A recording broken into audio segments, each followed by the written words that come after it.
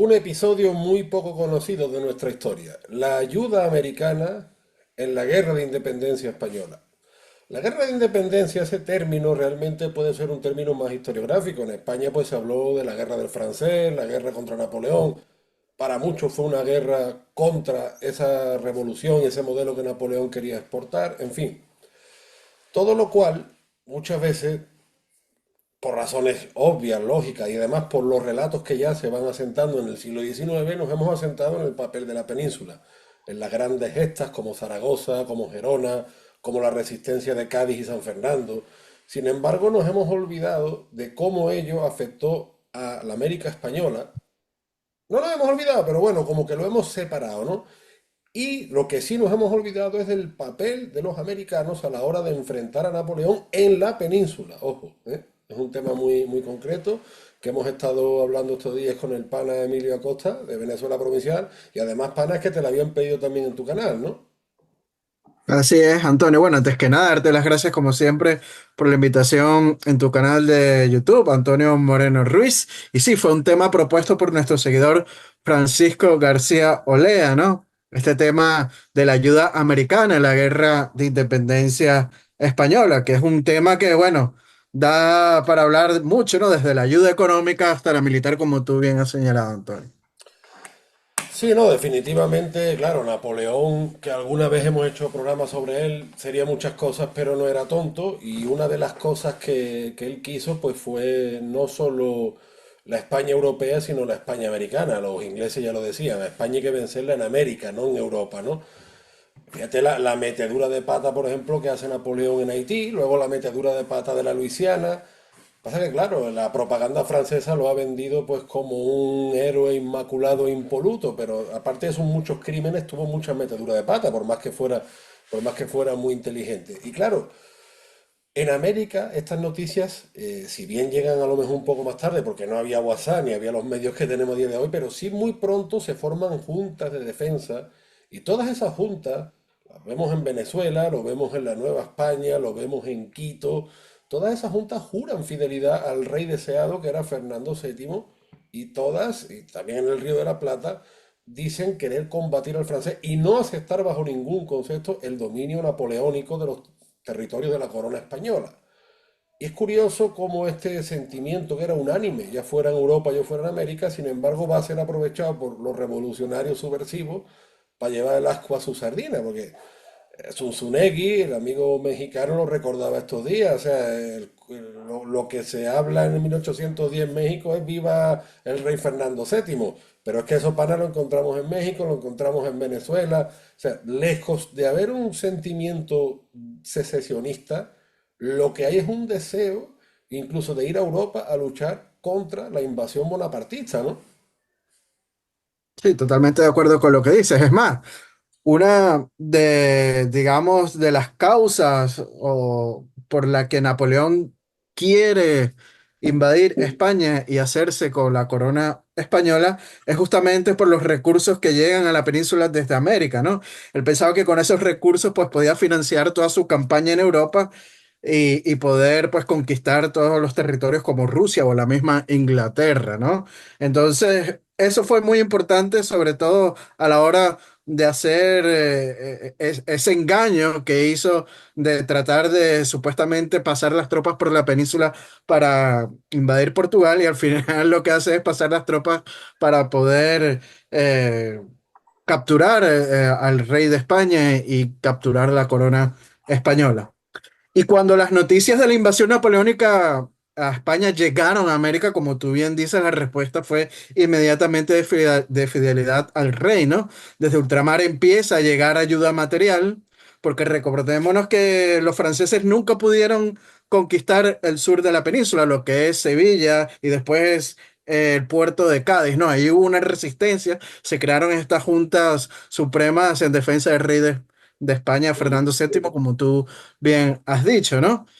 Y bueno, desde ultramar empieza a llegar esa ayuda material, se realizaron en toda América colectas de donativos que se enviaron al puerto de Cádiz para contribuir a los gastos de la guerra.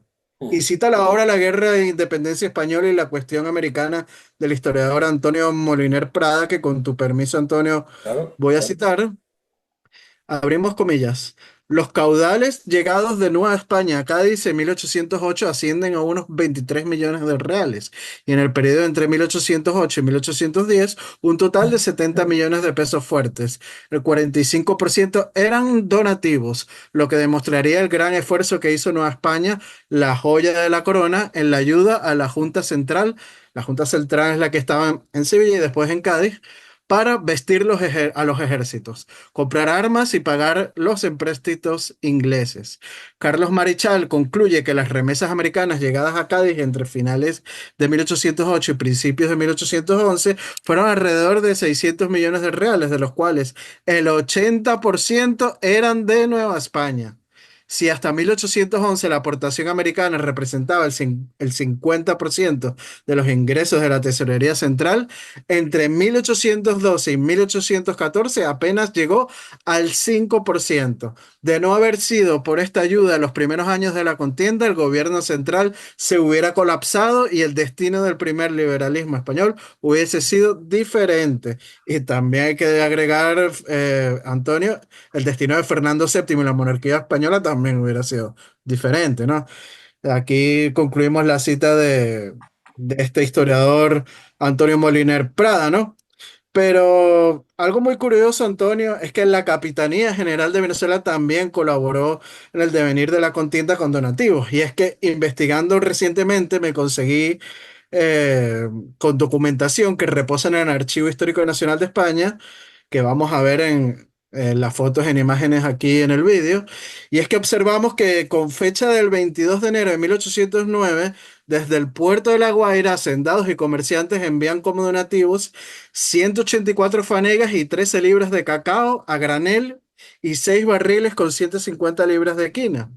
El 30 de enero de 1809 llega procedente de Maracaibo 124.942 libras de cacao y 44.123 libras de café, 828 de quina, dos botijas de aceite de palo y 690 pesos de plata, ¿no? Cuando se refiere a 690 pesos de plata, estamos hablando de la moneda de 8 reales, ¿no? Ujú. El 26 de abril de 1809 llega un donativo de 300 pesos de Manuel Linares González, que es un vecino de Maracaibo. Y el 20 de junio de 1809, Antonio, es interesante esto que descubrí, llegará al puerto de Cádiz los donativos hechos por los indios motilones del pueblo de Santa Bárbara del Zulia. Hasta los mismos indígenas eh, apoyaron al rey de España en esta lucha contra el francés. Y bueno, ellos donaron una cantidad de 1.000 pesos con 128 cuartos. Y bueno, por medio del cacique Esteban de los Arcos, quien era el cabecilla de estos indios motilones que están en la región del Zulia, ¿no? Al occidente de Venezuela. Y esto es en cuanto al apoyo económico y pertrechos e insumos que en cuanto llegado a la península, ¿no? Desde América. Pero en cuanto a lo militar, también hubo ayuda y hay que resaltar, sobre todo, Antonio, la que vino del virreinato del Río de la Plata, ¿no es así? Sí, sí, no, el virreinato del Río, eso es una de las historias más, yo diría que increíble, porque, pero increíble a fuerza de que por desgracia ha permanecido en el olvido y ahora se rescató hace unos años con el libro que tenemos aquí en la portada, ¿no? La historia del Batallón Buenos Aires. Hay que decir, hombre, que si hubo un río platense destacado en la defensa contra Napoleón fue José de San Martín, aunque yo siempre he puesto en duda el criollismo de San Martín, porque realmente San Martín pasa 4 o 5 años de su vida en el Río de la Plata, nace en Yapeyú, es hijo de una familia de militares y se traslada a la península. Sus padres eran de origen palentino y él se cría en Málaga. Él es 22 años soldado español, con un aditamento que yo creo que es importante. O sea, en el antiguo régimen no existe la figura del soldado de una nación así abstracta, no, tú eres soldado del rey. Y él fue 22 años soldado de los reyes de la Casa de Borbón. Y luego de las batallas de Bailén y de la Albuera tiene como una iluminación, se licencia, emigra a cierta isla y a partir de ahí pues se erigen caudillos separatistas, ¿no? Pero bueno, no deja de ser simbólico que San Martín participó de manera brava, ¿no? Tanto en Bailén como la Albuera, que son batallas muy significativas. La historia del batallón Buenos Aires, por ejemplo, que no está en nuestro imaginario colectivo, Dice que es casi fantástica de ciencia ficción, lo dice su autor Horacio Vázquez como lo tenemos ahí. ¿Por qué? Porque es que muy poco antes los ingleses habían intentado invadir el Río de la Plata al mismo estilo que lo intentaron con Cartagena de Indias. Y según nos cuenta Julio Carlos González, ahí hubo algunas familias de mercaderes rioplatenses que pactaron con los británicos y sin embargo hubo otros que no, que todo lo contrario. Y es verdad cuando en Argentina se dice que los criollos lucharon con uñas y dientes, pero no solo los criollos, porque sabemos que había militares peninsulares también. De hecho, en este batallón Buenos Aires había gente que era de origen gallego, por ejemplo, del norte de España, pero sobre todo gallegos, ¿no? Y también la ayuda que el virrey Abascal manda desde el Perú. Y entonces, pues fíjate tú, este conjunto de rioplatenses y gallegos que habían ayudado a derrotar a los británicos en el Río de la Plata, pues ahora se ven en la península combatiendo contra Napoleón. O sea, que es que... Sí, pero creo, perdona que te interrumpa, Antonio, sí, creo que fueron apresados y llevados hasta Inglaterra, ¿no? claro, y el problema es que Inglaterra, lejos de devolverlo al Río de la Plata, los manda para la España peninsular. Y, y no contentos con haber luchado contra los ingleses en América, ahora tienen que luchar contra los franceses en Europa. O sea, es que date cuenta del acoso que sufría la constante, que sufría la monarquía católica, que yo digo muchas veces, mira, no tenemos que caer en victimismos. Hombre, por otro lado, sí es cierto que la monarquía católica estuvo permanentemente acosada, además por potencias como Inglaterra o Francia. El mismo autor Horacio Vázquez, cuando le preguntan cómo aparecen en España, dice, llegan procedentes de Inglaterra, y más curioso aún, allí habían llegado desde Montevideo, donde fueron tomados prisioneros los regimientos rioplatenses defensores de aquella plaza atacada por Inglaterra. Claro, y después de hacer las paces con España son devueltos los prisioneros, pero en lugar de devolverlos al sitio, los meten en la península y allí se encuentran el 2 de mayo. O sea, el 2 de mayo cuando la famosa No, proclamación y ojo, de sí, perdona que te interrumpa, y ojo, los ingleses los liberan porque, claro, ellos están ayudando en la guerra de la península, ¿no? Como, o la guerra peninsular, como ellos le llaman, y los liberan para que digan, bueno, los liberamos, pero vayan a luchar ahí contra el francés en la península. que por eso te digo que es una historia rocambolesca, como bien dice Horacio Vázquez, ciencia ficción, y Horacio Vázquez nos sigue diciendo, estos 800 soldados son convocados por la Junta Gubernativa de Galicia, que forma un ejército, el llamado Ejército de Galicia, y se unen bajo el nombre de Batallón de Buenos Aires en recuerdo de la tierra donde provenían todos ellos. Y matiza el autor, eran porteños, sí, pero también había paraguayos, uruguayos, bueno, utilizando gentilicios actuales, ¿vale? Gente de Montevideo, gente de Asunción y también gallegos.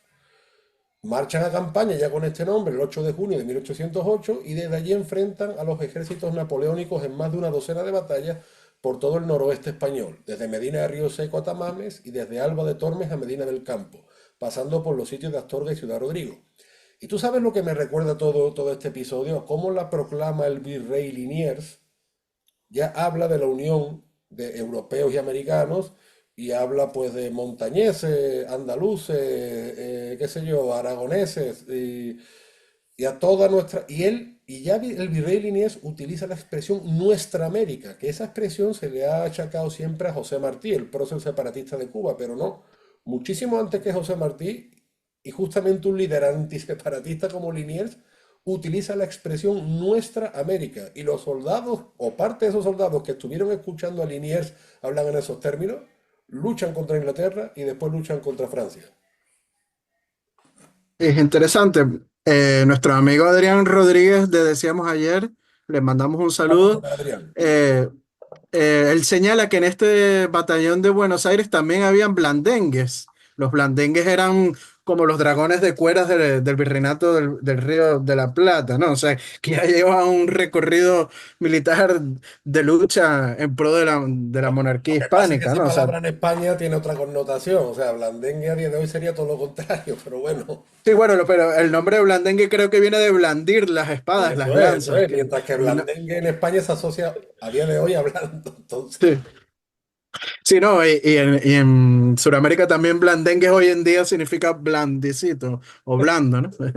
Pero bueno, en cuanto a lo militar, Antonio, también hubo hombres nacidos en la Capitanía General de Venezuela que participaron en la guerra de independencia española o en la guerra contra el francés, y yo tengo conocimiento de cuatro casos resaltantes. Te voy a citar estos cuatro resaltantes. El primero de ellos es Francisco Solano y Ortiz de Rosas, quien nace el 10 de diciembre de 1768 en el barrio de Mariana, en la ciudad de Santiago de León de Caracas, ¿no? Él era hijo del gobernador y capitán general de la provincia de Venezuela, don José Solano y Bote, que fue marqués del Socorro, Ujú. por cierto, extremeño, y de una rioplatense, Rafaela Ortiz de Rosas y Ruiz de Briviesca, que era hija del gobernador de Chile, ¿no? Sí. Y bueno, este caraqueño Francisco es nombrado en 1805 gobernador de Cádiz y además capitán general de Andalucía, para que después digan que los criollos eran discriminados, ¿no, Antonio? Y bueno, en mayo de 1808, de 1808 llegan las noticias de las abdicaciones de los reyes españoles en Bayona y el pueblo de Madrid pues se levanta contra los franceses. La insurrección se propaga por toda España y Solano, que estaba en Cádiz, trató de organizar la resistencia en Andalucía, aunque con escasa respuesta por parte de sus compañeros de armas, eso hay que decirlo. Y por esta razón da un edicto el 28 de mayo donde aconsejaba al pueblo gaditano la moderación y la prudencia. Y bueno, la muchedumbre en cambio reclamaba la declaración de la guerra a Francia. Al día siguiente, Solano, desde el balcón de su residencia, intenta apaciguar a la turba, y la prudencia de Solano al llamado insurreccional de la Junta de Sevilla fue interpretada, Antonio, por el pueblo como traición y lo acusaron de afrancesado, ¿no? Y hubo de refugiarse en la Capitanía General de Cádiz. La turba derribó la puerta. El rioplatense, justamente José de San Martín, era edecán de Solano y se encontraba al mando de los guardias. Estos, sin comprometerse apenas, hacen disparos al aire y no solucionaron nada. Es extraña esta actitud de José de San Martín en este caso, ¿no? Y Mira. bueno, el pueblo apresa a Solano y lo condujeron a la horca y antes de darles unos golpes y casi lincharlo, ¿no? Lo que evitó que, bueno, que Pignatelli, matándole de una puñalada para evitarle la infamia de llevarlo a la horca, ¿no? Y bueno, también está otro caso que se llama este soldado Juan Esteban Mancebo Troconis, que fue un mariscal de campo y caballero de San Fernando, nacido en la ciudad de la Nueva Barcelona, actual Barcelona, en Venezuela. Y bueno, el 12 de octubre, de febrero del año 1795 fue que nació en esta ciudad de la Capitanía General de Venezuela, mientras su padre, el castrense criollo cubano Juan José Mancebo, estaba destinado como militar en aquella ciudad. Su madre era otra criolla cubana de nombre Isabel María Troconis. Y bueno, a temprana edad su familia lo envía a la península ibérica para que cursara la carrera militar.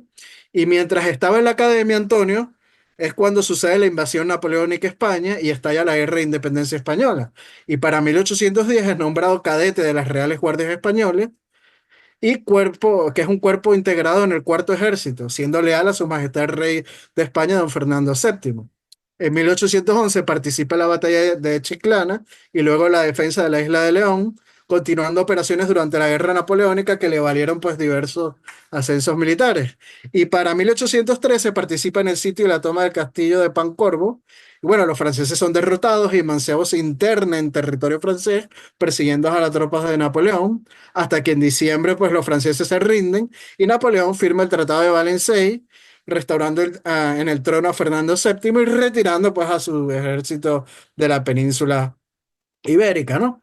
El tercer caso que tengo conocimiento, Antonio, es de Miguel Antonio Facundo de la Parra y Gómez Carrillo, que fue un criollo venezolano al servicio pues de la monarquía hispánica que luchó, como hemos dicho, contra la invasión napoleónica de la península y su arrojo contra los invasores franceses le valdría ser nombrado coronel durante la guerra. De la Parra nació pues en el seno de una familia rica de hacendados criollos en la ciudad de Trujillo, ¿no? Al occidente de Venezuela, en los Andes un 23 de noviembre de 1787 es que vino al mundo, ¿no? Siendo bautizado en la principal iglesia trujillana el 3 de diciembre de ese mismo año.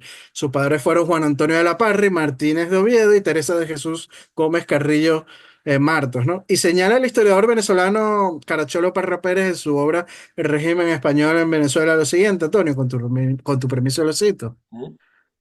Abrimos comillas. Un joven criollo de Trujillo, Miguel de la Parra, enviado por su padre a estudiar en las universidades de la península, se encontraba en esta cuando sobrevino la invasión de los franceses.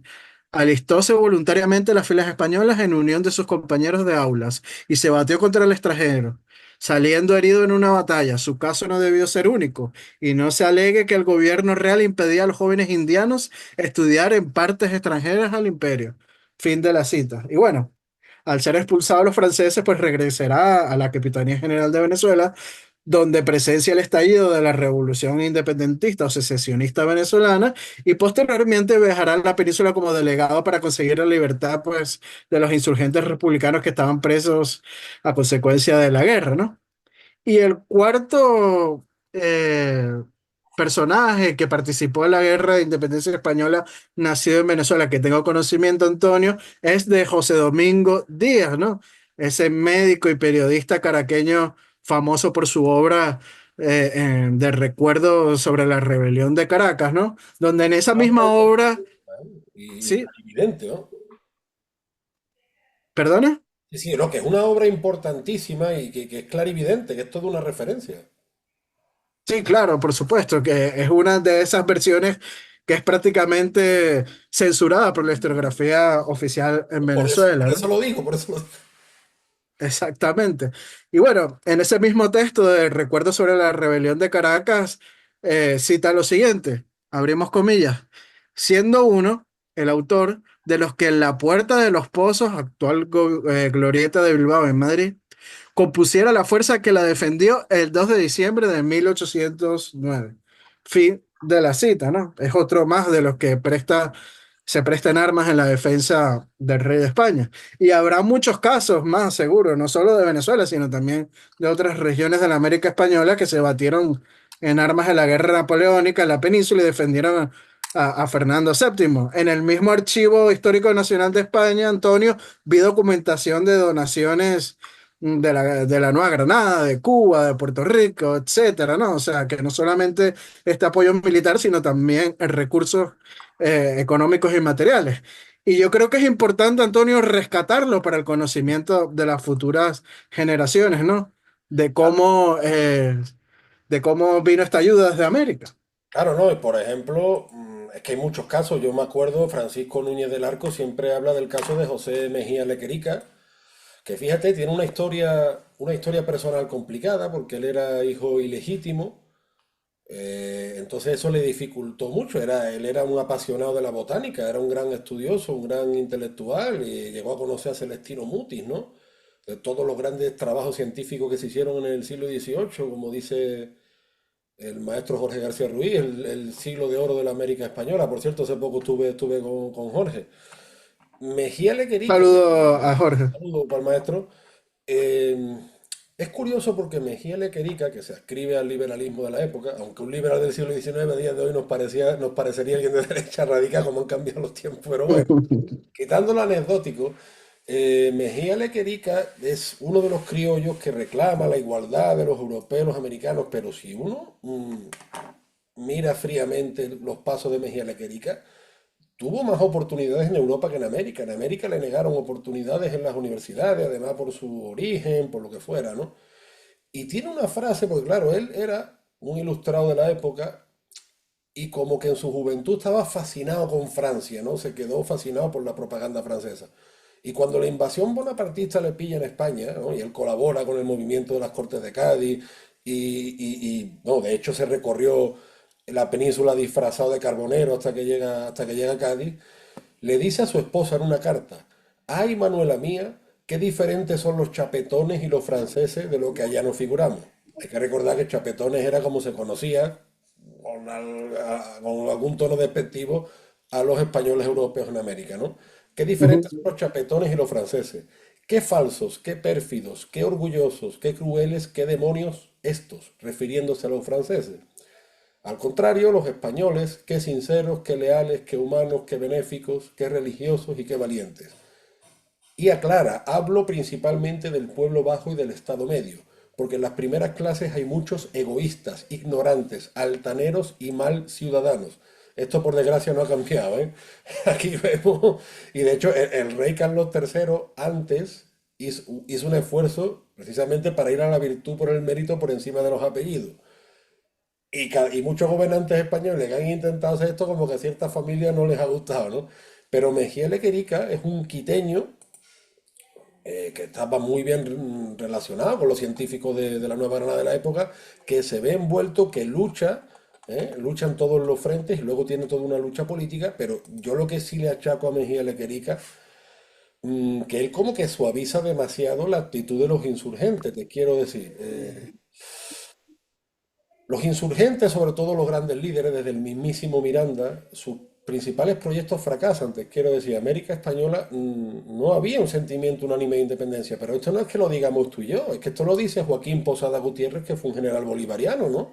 Es preciso que se sepa que la independencia fue impopular en la generalidad de los habitantes del país. Eso lo dice un general de Bolívar, no lo digo yo, ni lo dices tú. Y en muchos casos los insurgentes actuaron de una manera traicionera y muy violenta. Es que esto hay que decirlo, es que muchas veces la violencia se la achaca al Taita Bóvez, que sí, que el Taita Bóvez fue violento, pero lo que hizo el Taita Bóvez muchas veces fue una respuesta a la violencia desmedida y a las proclamas de auténtico odio que vemos contra los españoles europeos. Los mismos revolucionarios rioplatenses despectivamente hablaban, no nos vamos a dejar gobernar por pulperos, ¿no? Porque al peninsular se le achacaba el pulpero. Te digo esto porque después cierto, entre comillas, criollismo, yo el criollismo no lo veo malo, pero llamémoslo así, cierto criollismo ideológico que achaca que si los europeos discriminaban a los criollos, que puede ser verdad que hubiera casos así, pero que del otro lado también había criollos de alta alcurnia que despreciaban a los peninsulares recién llegados a América. O sea que si vamos a contarlo, vamos a contarlo todo. Y yo creo que Mejía Lequerica se equivoca porque él pide el perdón para los insurgentes. Los insurgentes habían hecho auténticas barbaridades, pero además contra la población local.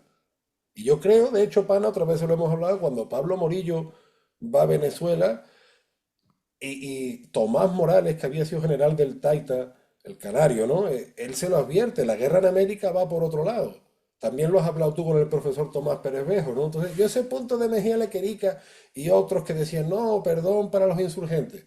Mira, a Arismendi se le perdonó y no sirvió absolutamente de nada. Al contrario. Pero bueno, dicho esto, perdón que me he ido por otro lado. Yo creo que Mejía Lequerica fue un testigo de primera mano, un criollo que lucha contra Napoleón y un criollo que es un actor de primera línea en la política española de esa época. Sí, no, y es así, y como Lequerica, pues también hay muchísimos otros personajes que, como dije anteriormente, tenemos que rescatar. Pero lo importante de todo esto, Antonio, es cómo desde América la primera reacción es lanzarse, ¿no? En ayuda a su madre patria, ¿no? A lo que es España, ¿no? Y también de cómo se da la lealtad en todos los sectores de la población americana en torno a la figura de Fernando VII, ¿no? De Fernando VII, esa figura tan denostada hoy en día por la historiografía oficial desde el siglo XIX, ¿no? Sí. Y, y no solamente el apoyo en las lides militares que vino en América y el apoyo material y económico también en cuanto a donativos, etcétera, como hemos dicho. También recordemos, Antonio, que después se instauran las Cortes de Cádiz y en las Cortes de Cádiz hay muchísimos criollos americanos que forman parte de ella y que redactan lo que será la futura Constitución de Cádiz de 1812, la llamada la Pepa. Entre ellas, recordemos, Antonio, un caso muy llamativo, ¿no? Que es el tío del mismísimo Simón Bolívar, ¿no? Don Esteban Palacios y Blanco, que formó parte de esas Cortes de Cádiz de 1812, que fueron hechas para la defensa de Su Majestad el Rey Fernando VII. ¿No? O la figura de Dionisio Inca Yupanqui, por ejemplo, son descendientes de la nobleza incaica, también representantes en las Cortes de Cádiz luchando políticamente contra la invasión napoleónica, ¿no? Y más allá de la política, porque Dionisio Inca Yupanqui tenía experiencia también en las armas, o sea, es que son muchísimos casos, claro, nosotros hemos nombrado aquí algunos y lo que siempre, Joaquín Mosquera y Figueroa, que fue presidente claro, de, es que de la fue regencia. una lucha en muchos frentes, en el frente político, en el frente militar, en el frente económico, y fíjate, por ejemplo, quiera que no, estos nombres han empezado a ser rescatados. Pero, por ejemplo, el batallón Buenos Aires que hemos nombrado, eso sí que merece un punto y aparte. Y fíjate tú la de novelas y la de series que podría inspirar, ¿no? Pero sí, definitivamente todo esto lo que hace es desmentirte que en América Española hubiera un deseo unánime. Te quiero decir, no digo que no hubiera, Y no digo que no hubiera que hacer reforma, que de hecho Carlos IV estaba dispuesto en ese año 1808 a hacerlas, y se iba a hacer. Se iba a hacer una especie de Commonwealth, ya desde el conde de Aranda ya se había visto claro, ¿no? Pero lo que no es, eso sí es cierto, que hacía falta reforma, en fin, pero lo que no es cierto es que hubiera un deseo unánime de romper y que muchos americanos quisieron contribuir a derrotar a Napoleón y que de hecho contribuyeron con su dinero, con su sangre, con su trabajo político, con lo que fuera. Eso, yo creo que esto es una de las cosas que a 200 años, al cabo de 200 años, hay que poner sobre la mesa. No, y algo muy interesante de lo que señalas es que recordemos que sin esta invasión de Napoleón a la península, lo que es la guerra secesionista o de independencia en las provincias de ultramar no hubiera sucedido. El mismo historiador estadounidense Michael McKinley, en su obra Caracas Prerrevolucionario, Política Económica, perdón, Política, Economía y Sociedad 1777-1811, lo señala. Si quieres te lo cito brevemente. Dice lo siguiente, ninguna otra provincia, con la posible excepción de La Habana, experimentó tal combinación de crecimiento económico y calma política y social durante las últimas décadas del imperio. Está hablando de la provincia de Caracas, ¿no? Ujú. O de Venezuela. Y dice lo siguiente. Es evidente que la invasión napoleónica de la península ibérica es el detonante revolucionario en ultramar. McKinley considera que, abrimos comillas, el principal catalizador no fueron las tensiones internas ni tendencias latentes separatistas o nacionalistas. Fin de la cita, ¿no? O sea, es demasiado obvio que el motivo principal del derrumbe de la monarquía hispánica es la invasión napoleónica a la península. Si no hubiera ocurrido, la monarquía hispánica o el imperio español, como lo queramos llamar, no se hubiera derrumbado. Claro, ¿no? Y se hubiera hecho la reforma, se hubieran mandado los príncipes españoles al virreinato y se hubiera creado un circuito económico nuevo, se hubiera consumado la reforma que ya se había aprobado y que estaba dispuesto Carlos IV a llevarla a cabo, pero bueno, esto ya para son las cosas del Orinoco, ni tú las sabes ni yo tampoco. Así, así las cosas, la verdad, como siempre, para un placer tratar contigo estos temas tan interesantísimos que arrojan tanta luz a nuestra historia, una historia que está llena de incomprensiones, que está muy llena de propaganda, pero que le faltan eso, le faltan datos y también le falta la forma de saber comunicarlos, ¿no? Hace poco lo hablaba yo con el amigo Carlos Fernández Andrade, un amigo de la Asociación Héroes de Cavite de Sevilla, que es un experto, Saludo, gran numismático, por cierto. un gran numismático, un experto en el origen español del dólar y demás. Y él decía muchas veces, estas cosas hay que, y hay que saber comunicarlas, es muy importante para llegar a las mentes y a los corazones y tener cada vez más seguridad de lo que fuimos y de lo que podemos llegar a ser, ¿no? Así que bueno, pues tú sabes que desde aquí siempre reclamamos, ¿eh? Que se suscriban a tus canales, Venezuela Provincial en Facebook, en Instagram, en YouTube, que sigan tus artículos. Yo mismo esta semana he estado siguiendo artículos relacionados con estos temas gracias a ti, ¿no? Y también algunas peleas con el mundo, también he estado siguiendo. Bueno, eso siempre no deja de pasar, ¿no? Siempre se trata de debatir desde el más profundo respeto y si no, bloqueado y allá con las momias de Guanajuato, ¿no? Camino a Guanajuato a llorar con Y ellas. porque además algunos te piden esta carnet de venezolano, ¿no? Sí, pero me están hasta pidiendo la cédula venezolana, pero bueno. Estos temas siempre son así. Bueno, también recordarles al público seguir a Antonio Moreno Ruiz en sus redes sociales. Está en Instagram, en Facebook, en Twitter como un andaluz indiano. No dejen de suscribirse a su canal de YouTube, Antonio Moreno Ruiz. Nuestros artículos de investigación histórica pues los publicamos en las redes sociales de Venezuela Provincial diariamente, tanto en Instagram como en Facebook. No dejen de suscribirse también en el canal de Venezuela Provincial, darle me gusta si le gustó este vídeo y compartirlo, ¿no? Y darle a la campanita para estar atentos e informados de todo el material que subimos a nuestro canal de YouTube. Aprovechamos, Antonio, también para recordarles que si quieren apoyarnos en esta labor de divulgación histórica, pueden hacerlo a través del Patreon, tanto de Venezuela Provincial como el de Antonio Moreno Ruiz, con tan solo €1, lo que puede costar una lata de refresco en el supermercado más barato, Ya sí, ya pues sí. ya nos está ayudando mucho en esta labor de divulgación histórica. Aprovechamos para enviarles un fuerte saludo y abrazo a nuestros mecenas y patrocinantes, como lo son Gabriel Arrieta, Ángel Suárez, Juan Cristóbal García, Lomel Sam, Daniel Sierra, Domingo González, Miguel Curvelo y las miembros de nuestro canal de YouTube, África del Valle, que también haciéndose miembros del canal de YouTube es otra forma de apoyarnos en esta labor. Y también, Antonio, ¿ah? Mi paisano Fran García, siempre. Y bueno, Dios mediante, pronto volveremos con más temas hispánicos, puesto que temáticas no nos faltan y siempre estamos explorando, emulando a nuestros antepasados. Así que las Así cosas, es. pana, te mando un fuerte abrazo desde el puerto y la puerta de las Indias. Y yo otro desde la Villa Corte de Madrid, Antonio. Hasta la próxima. Chao, chao. Adiós.